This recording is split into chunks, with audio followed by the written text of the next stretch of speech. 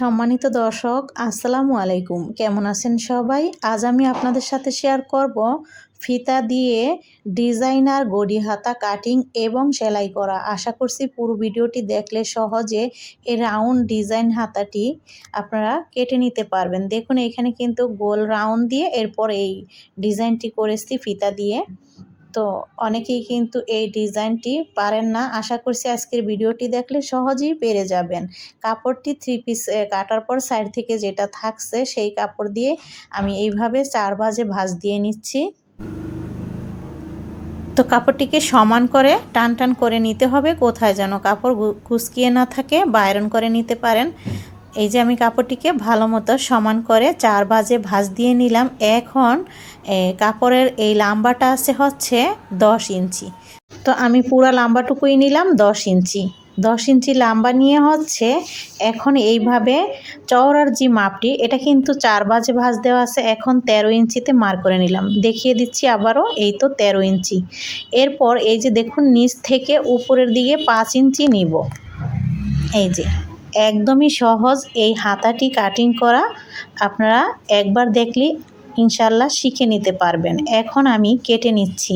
তো আমি 5 ইঞ্চি রেখেছি, কারণ আমাদের বড়দের কিন্তু 5 ইঞ্চি রাখাটাই ভালো। যদি আপনারা কম রাখতে চান তাহলে 4 ইঞ্চি ওই নিচের অংশে রাখতে পারেন, ওটা অপশনাল। তারপর হচ্ছে আমি হাতাটিকে কেটে এখন এখানে যে একটা ডিজাইন হবে সেটা দেখিয়ে দিচ্ছি। এইভাবে কাপড়টি যেরকম 4 ভাঁজ দেওয়া আছে সেরকমভাবে দিয়ে 1.5 ইঞ্চি নিলাম আর 2 ইঞ্চি নিলাম। এভাবে নিয়েছি 1.5 ইঞ্চি, খারাপভাবে নিয়েছি 2 ইঞ্চি, তারপর গোল একটি রাউন্ড দিয়ে দিলাম। এইভাবে গোল করে কেটে নিব, ঠিক আছে। এটা চাইলে গোলও দেওয়া যায় বা একটু চোখা টাইপের করেও আপনারা এই ডিজাইনটি দিতে পারেন।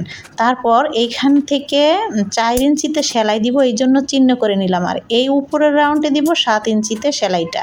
কোন থেকে আপনারা কতটুকু সেলাই দিবেন সেটা দেখিয়ে দিলাম। আপনারা আপনাদের আন্দাজ মতনও দিয়ে দিতে পারেন। আমি কিন্তু এমনিতেই দিয়ে দিই সেলাইটি, তবে আপনাদের বোঝানোর জন্য আমি মেপে দেখিয়ে দিলাম।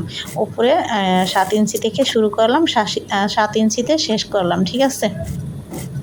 এখন 4 ইঞ্চিতে সেলাইটি দিলাম। এই তো এতটুকুতে শেষ করব, আবারও ওই পাশে সেলাইটি দিচ্ছি। আর যেখানে গোল রাউন্ডটি কেটেছি আমি এইখানটাতে কোনো সেলাই দিইনি। হয়ে গেল, মাঝখানের সুতাটা আমি কেটে দিয়ে এখন হচ্ছে সমান করে এইখানে পাইপিং দিব। দেখব যে কুচি ঠিকঠাক আছে কিনা, আর কোথাও বেশি কম হলো কিনা। এই যে সমান হয়েছে, আপনারা এরকম চিহ্ন করে নেবেন, তাহলে এক সাইড বেশি এক সাইড কম হবে না। তো এইখানে এখন আমি পাইপিং করে নিব। এই যে প্রথমে গোল রাউন্ডটাতে পাইপিং করে নিব আলাদা করে, ঠিক আছে। দেখুন পাইপিংয়ের কাপড় নিলাম হচ্ছে এখানে 2 ইঞ্চি চওড়া বা 2.5 ইঞ্চি চওড়া, এরকম নিলেই হবে। তো এতটুকুতে আমি 2 ইঞ্চি নিয়ে এখন এরকম একটি সেলাই দিয়ে ভাঁজ দিয়ে, দেখুন ডাবল ভাঁজ দিয়ে প্রথমে কাপড়টি নিয়েছিলাম, এখন আরও একটি ভাঁজ দিয়ে নিয়ে সেলাইটি দিয়ে দিলাম। এরপর এই যে আমি মাপটি আবারও দেখিয়ে দিলাম, 2.5 ইঞ্চি চওড়া আছে এইখানটাতে। তো এই যে এখন এই কাপড়টিকে আমি ডাবল করে ভাঁজ দিয়ে সোজা করে সেলাইটি দিয়ে দিচ্ছি একদম এই শেষ পর্যন্ত। এভাবে সেলাই দিলে ওই যে ডুরিটা কিন্তু সেলানো একসাথেই হয়ে যাবে।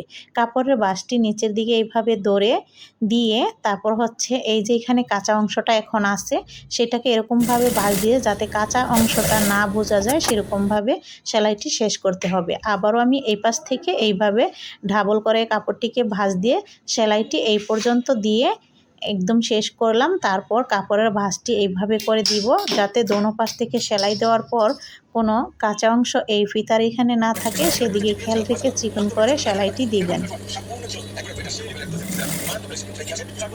দেখুন এই যে আমি সেলাইটি কিন্তু দিয়ে দিলাম।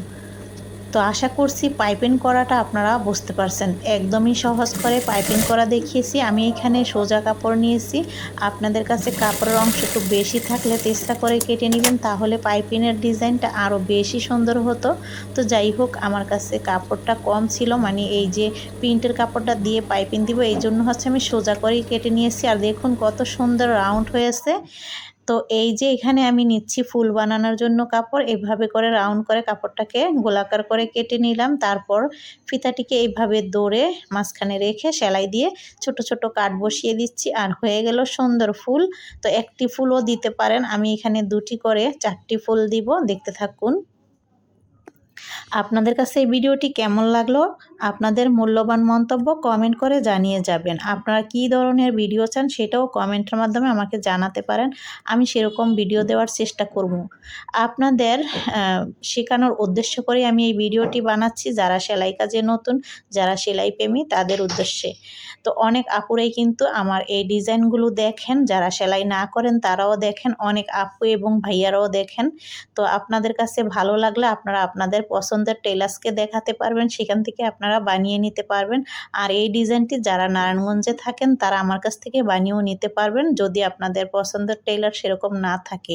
আর আমার এই ভিডিওটি দেখালেও কিন্তু আপনাদের পছন্দের টেলাররা কিন্তু এরকমভাবে ডিজাইনটি বানিয়ে দিতে পারবে। অনেকে কিন্তু এই ডিজাইনটি দেখালেই বানাতে পারবো, বললে হয়তো বা বুঝবে না। ঠিক আছে, আশা করছি ভালো লাগছে। এখানেই বিদায় নিচ্ছি। আল্লাহ হাফিজ।